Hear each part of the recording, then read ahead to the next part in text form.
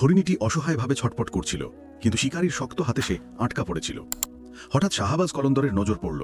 তিনি সঙ্গে সঙ্গে তার কাছে পৌঁছে শিকারীকে বললেন, একে ছেড়ে দাও। শিকারী জবাব দিল, এটা আমার খাবার, আমি একে ছাড়তে পারবো না। হরিণীটি অসহায়ভাবে শাহবাজ কলন্দরের দিকে তাকিয়ে বলল, আমাকে শুধু কিছুক্ষণের জন্য মুক্ত করে দিন, আমার বাচ্চারা ক্ষুধার্ত। আমি তাদের শেষবারের মতো দুধ খাইয়ে আসতে চাই, তারপর আমি নিজেই ফিরে আসব, তখন আপনি যা খুশি করতে পারেন।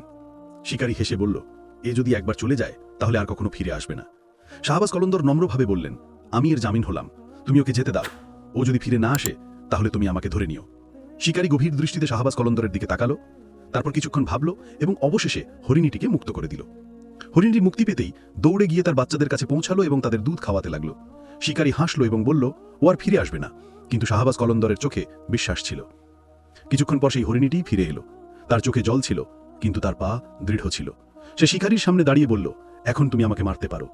এই দেখে শিকারীর মনে দয়া জন্মালো।